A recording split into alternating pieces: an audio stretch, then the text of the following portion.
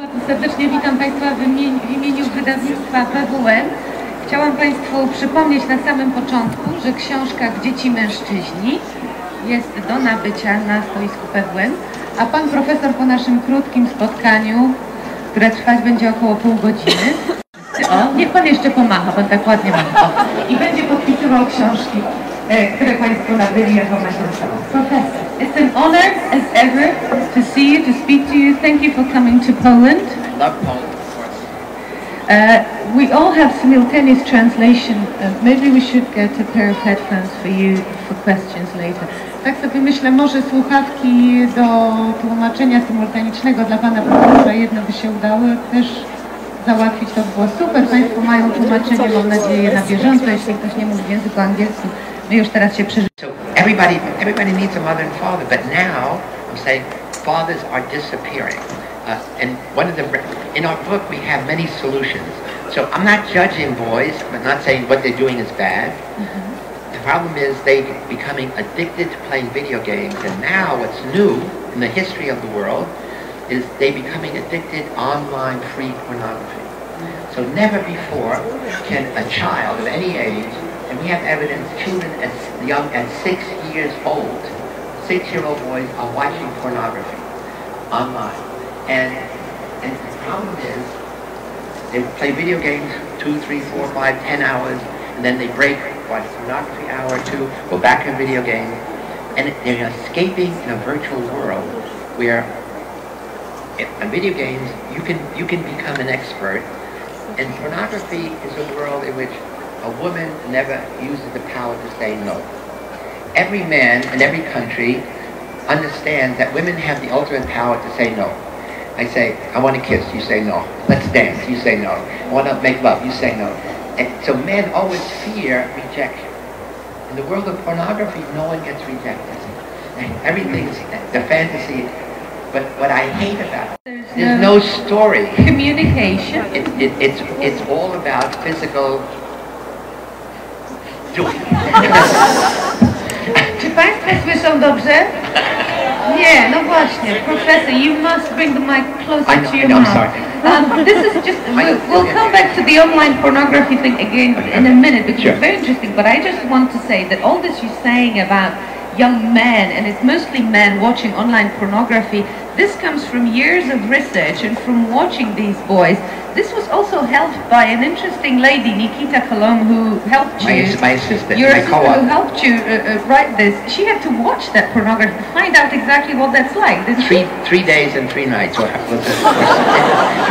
And she now says, I hate pornography. It's so, when you watch that much, it's really boring. What is it with women that it doesn't attract us to pornography quite so much? We don't get addicted. We may watch it, but we don't get addicted.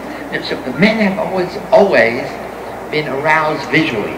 In the olden days, you saw naked breasts of women from Africa in National Geographic. Men got aroused just seeing a picture. So men get aroused just seeing visual images. Women get aroused by being touched, by being held, by being spoken to, by being kissed. So men have always been visual, and now here's this visual world of 24/7, and every country has, you go online, here's pornography from Poland, pornography from America, from UK, from Hungary, and there's more categories of sex than you could ever imagine. And see now, pornography and video games are big business, multi-million-dollar business. So when people tell me it's just a phase, boys will grow out of it, I say no. The video game companies and the pornography companies are competing for the eyes and mind and fingers of every young man. And they're only going to make the games more interesting. They're only going to make pornography more fascinating. So that's why I'm saying, I'm ringing along saying this is a new problem that we have never faced. So you're waging war on online pornography, Professor, that might be very dangerous for your health. I know. People may not like this, those big bosses who make it happen. But it's not just pornography, it's also video games. And video games, another huge business. Yes. And there's something in the book that actually was very touching to me. That those young men, and again men more addicted to video games than women, can become heroes in their own right they can become the most important thing in the world, and they can tell off others, and they can diminish others by simply clicking the button and saying, you're hopeless, you're out of our online game. Right. So I think last week in Katowice, there was a competition in a huge stadium. 80,000 people came to watch men play video games. And they played against each other, and the ones who won became like rock stars. And they made a lot of money. So now it's even worse. It's not that you're playing a video game where you can excel by practicing. Now you have a new ideal. I could become a video game rock star. I could have my own website, people write to me. But what's sad is 80,000 people are sitting watching somebody press a button on a video game. That's even more sad. It's not like watching a soccer game, something you get excited in, you care for your team. So it is a new phenomenon that's in Poland and many other, as I said, certainly in England, certainly in America. It's worse in Asia. In South Korea and Japan, boys now go to a video arcade because they can't afford a computer in their home. And the video arcades go night and day, 24 hours a day, and these boys are sitting side by side playing, and they're all smoking. Smoking, and so they're going to die of cancer even before anything else. Exactly.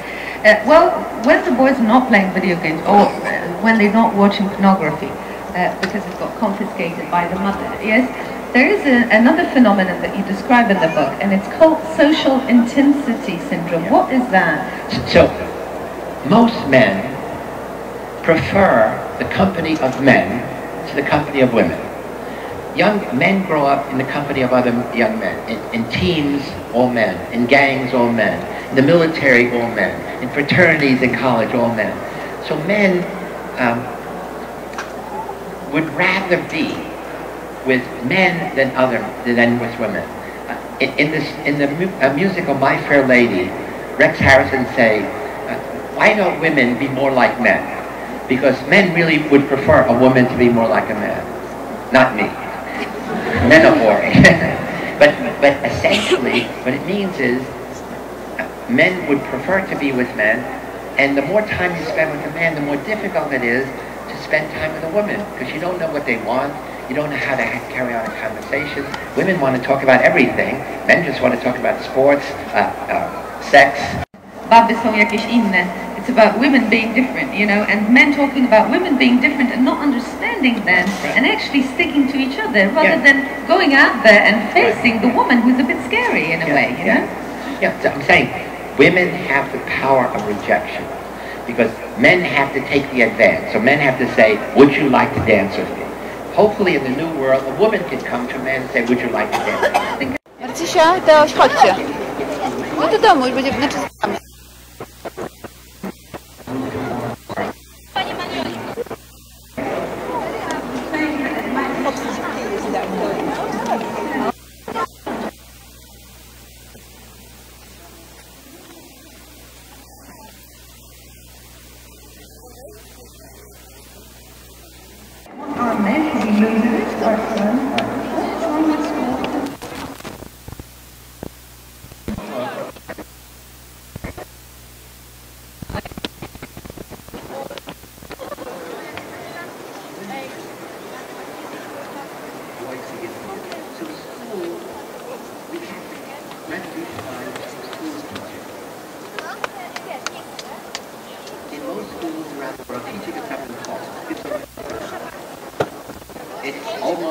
The content can be interesting, but now young people, men and women, expect a dynamic.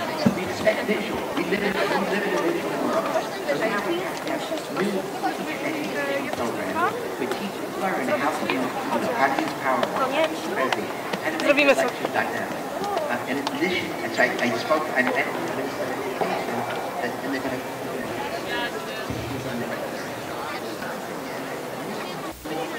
in almost all schools, the teachers are women. Teachers' salaries are very low. In most countries, it's not competitive. So it doesn't attract that. It doesn't have programs that encourage them to be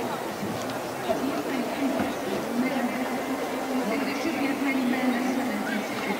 Or only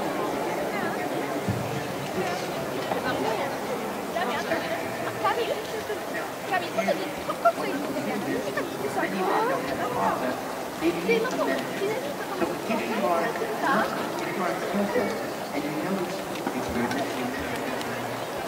nic nie słychać w ogóle.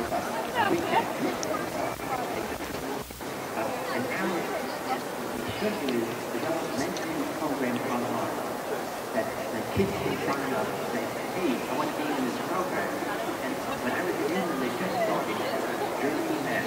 So men have a really good time to sign up and say, I'm willing to be a mentor for young ones. So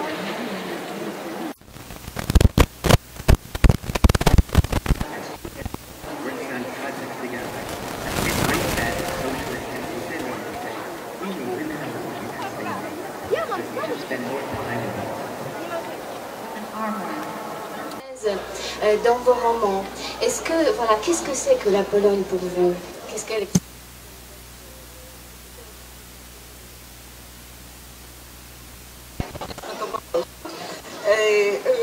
Pani używa takiego sformułowania geografia pasji właściwie. Wiemy o tym z Pani książek, jak ważna dla Pani jest Praga, pisała Pani o Krakowie, czyli są te odwołania do Polski. Ale czym właściwie dla Pani... Il n'y a pas une explication particulièrement rationnelle. Je crois qu'on a tous des sortes de tropismes qui ne s'expliquent pas toujours. Moi, tout ça a été du côté des pays scandinaves et du côté des pays de l'Est. Bon, ça m'a toujours fait rêver, même les paysages de steppe à l'infini, par exemple, me faisaient rêver. Puis après, il y a aussi le fait de s'intéresser d'une manière pas très rationnelle à des zones géographiques. Du coup, on s'intéresse au cinéma, à leur histoire, à la littérature. Et il y a une grande époque du cinéma polonais. Je me souviens quand j'avais 20 ans, passé en 40, l'abandon, par exemple, de la Tchécoslovaquie. Je me souviens je crois que c'est, je ne sais plus si c'est Holland ou Seifert, un des grands poètes tchèques, qui, dans un texte, disait « La France, alors, nous était chère, la France nous a trahis ». Il y a quand même eu une trahison de la part d'Angleterre, de la France, qui est restée pour moi une blessure, une honte. Bon, ensuite, tout le drame autour tout ce qui s'est passé en Pologne, et j'ai toujours été particulièrement intéressée et sensible à ces pays-là. Voilà, je vous dis, il y a une part d'irrationnel, et puis aussi, par exemple, pour la bohème, l'art baroque. J'aime énormément et la littérature, je reviens à la République tchèque, c'est la littérature, mais c'est aussi l'art, hein, l'architecture, l'art baroque, et la Pologne, c'est là aussi, en découvrant plus des artistes, pour moi, compte beaucoup, quelqu'un comme Czesław Miłosz, j'aime énormément un écrivain qui m'a émerveillé, c'est Bruno Schulz. Dans vos écrivains contemporains, romanciers, je trouve que vous avez un très grand auteur avec Olga Tokarczuk, et où il y a des parts de fantastique, hein, parfois un petit peu, pour mieux parler du réel, justement. Donc voilà, je reste très ouverte, très tournée vers l'Est. Trudno podać jakieś racjonalne wytłumaczenie, tak po prostu jest, że interesujemy się pewnymi miejscami czy krajami, a bardziej niż innymi. Zawsze pociągała mnie Skandynawia i wschód. Zaczęło się na przykład obraz stepu, tych nieskończonych przestrzeni, zawsze skłaniał mnie do marzeń.